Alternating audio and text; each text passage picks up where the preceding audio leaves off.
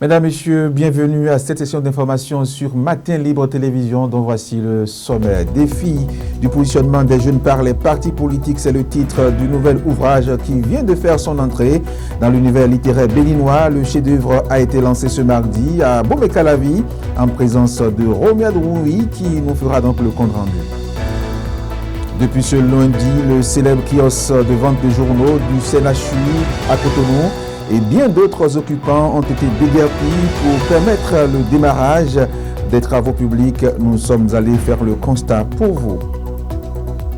Et puis à Cotonou toujours, du carrefour Marina à l'Étoile Rouge, en passant par Saint-Rita, usagers et piétons doivent composer donc avec des routes dégradées. Il est donc danger au quotidien. Vous suivrez donc le constat de Samiratou Kassoumou. Voilà donc pour le sommaire, le développement est assuré. Absolument.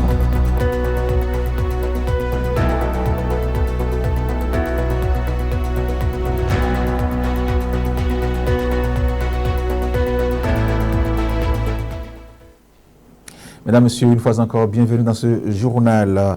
Un nouvel ouvrage vient de faire son entrée dans l'univers littéraire béninois. Défi du positionnement des jeunes par les partis politiques, c'est le titre de ce chef-d'œuvre lancé ce mardi à Bomé-Calavi devant acteurs politiques, cadres et sympathisants de l'auteur. Romia Drououi et Jean-Marie Adeyemi y étaient également. Dans son premier ouvrage Défi du positionnement des jeunes par les partis politiques, l'auteur Serge Defogui retrace le parcours des aînés de la politique béninoise s'étant engagé très jeune. Cette partie du contenu de l'ouvrage n'a pas laissé indifférent le présentateur de l'œuvre.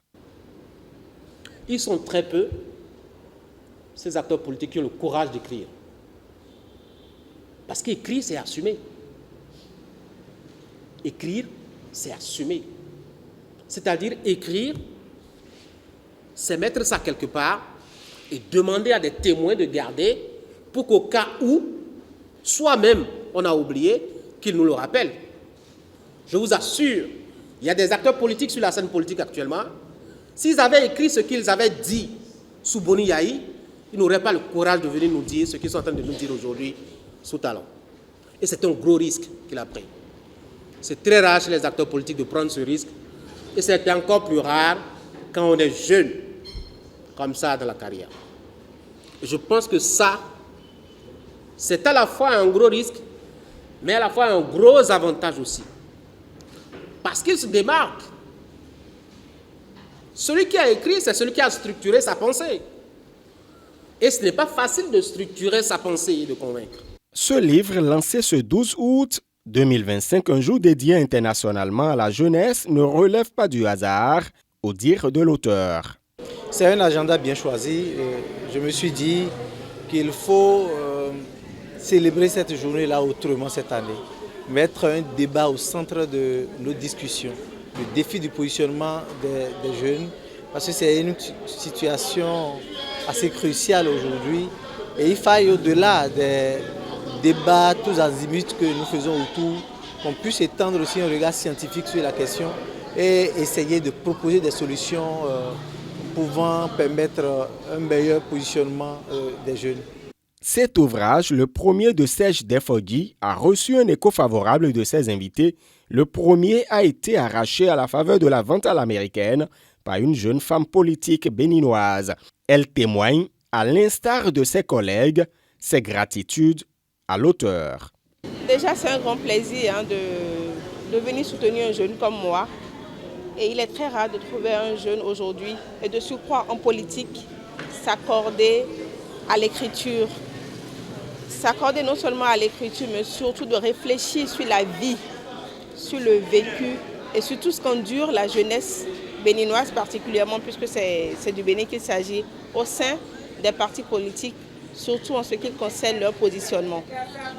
Je tiens à adresser mes félicitations à M. Serge Defogui pour ce beau travail, pour sa détermination, pour son ambition quand même de rayonner au sein du parti BR. Cet ouvrage, au-delà d'un opuscule, est un appel à la jeunesse à s'engager davantage dans le militantisme. Parce que moi je dis toujours, le pouvoir il est générationnel. Mettre à la disposition du public béninois une telle œuvre, surtout à quelques mois des élections générales de 2026, est un appel de l'auteur pour le positionnement de nombreux jeunes sur les listes de candidature, confient certains observateurs. Je l'annonçais en titre, derrière la faculté des sciences de la santé de Cotonou, un espace bien connu pour son animation et ses activités vient de tourner la page.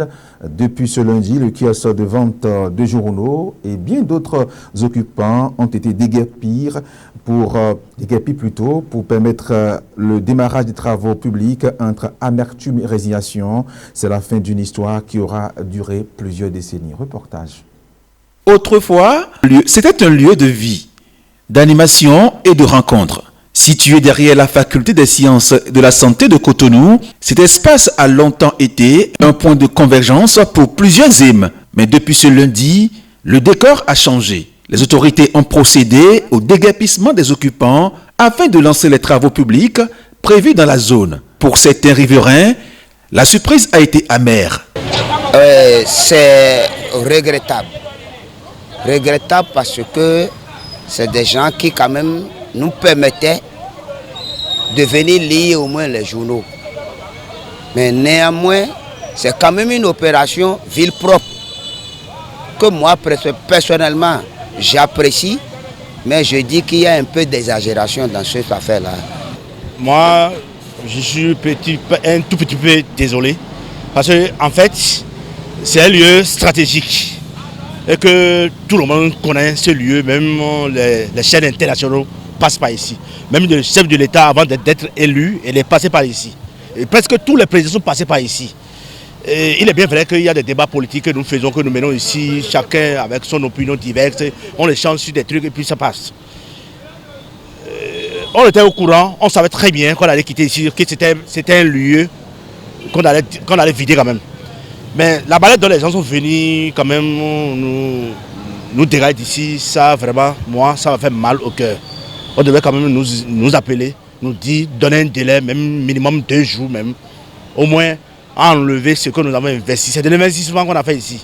Près de 4 millions, 5 millions qu'on a investi ici. On avait détruit ça comme ça, vraiment. Même moi, j'ai dit quelque chose. Moi, mon papa, c'est un fonctionnaire d'État. Mais quand on vous commande quelque chose, on le fait avec un esprit vraiment d'homme. D'autres, en revanche, s'étaient préparés à ce départ inévitable, conscients que l'occupation des lieux n'était que provisoire. On est tous dans les situations. Ma femme aussi vend là. On a donné préavis. Le premier auto, vous allez tous débarrasser. Et ils se sont entêtés. Ils ne veulent pas quitter les lieux. Et maintenant, l'État a fait. Ils ont envoyé la police. Détruit tout. Et vous avez condamné l'État. Or, eux, ils ont besoin de la place pour faire de route double voie. On ne va pas dire l'État ne va pas travailler, mes frères.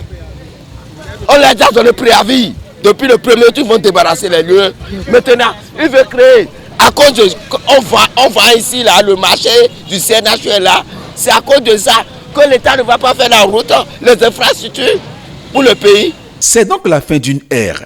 Celle d'un espace qui, pendant des années, aura abrité souvenirs, commerce et convivialité, désormais remplacés par les promesses de nouveaux aménagements.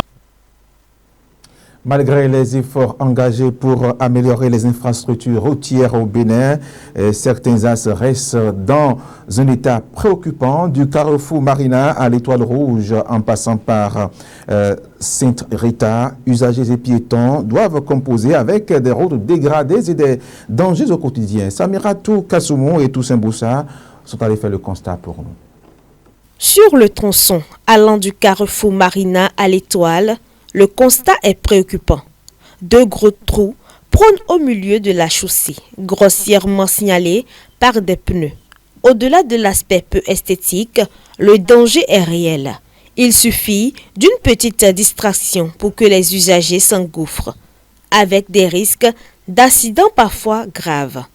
Entre coups de klaxon, insultes et manœuvres de dernière minute, la prudence est devenue une obligation permanente pour ceux qui empruntent cette voie.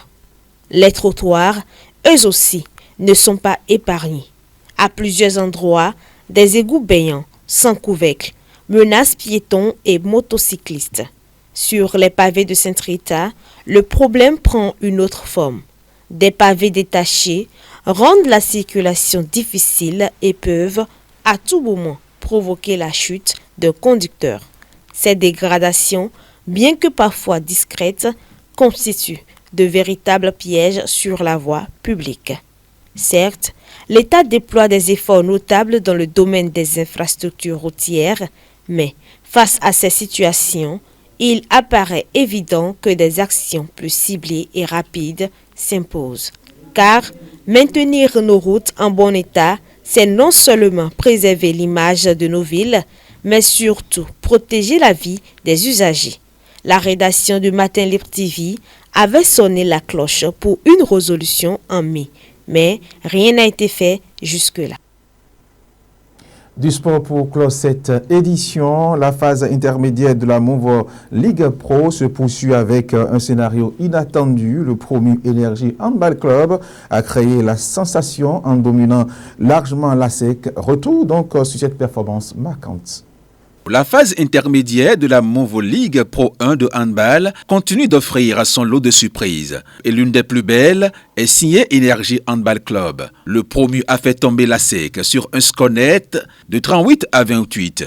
Un succès construit avec détermination, porté par un collectif disciplinaire et surtout un dernier rempart en état de grâce. Le gardien du club de la SB2E a enchaîné les parades décisives au point de repartir avec le titre d'homme du match. Je veux remercier le coach qui a mis sa confiance en moi et féliciter l'équipe pour cette victoire parce que ce n'est pas moi seul. Et ce trophée d'homme du match, je pense que ça revient à toute l'équipe et vraiment c'est une joie aussi pour moi. La coordination, l'esprit d'équipe, et c'est ce qui a marché le plus. On respectait les consignes et ça paye. C'est le travail. C'est le travail. C'est vrai qu'on est un club promu, mais la détermination et le travail, ça paye toujours. Côté ASEC, c'est la désillusion. Un match à vite oublié, mais avec la ferme volonté de redresser la barre pour la suite de la compétition. Énergie signe ainsi un coup d'éclat qui pourrait bien redistribuer les cartes dans cette phase intermédiaire. Mesdames, Messieurs, c'est tout pour cette édition. Merci de l'avoir suivi et n'oubliez pas de vous abonner à nos différentes plateformes YouTube et TikTok. Matin Libre Télévision. Portez-vous bien et à très vite.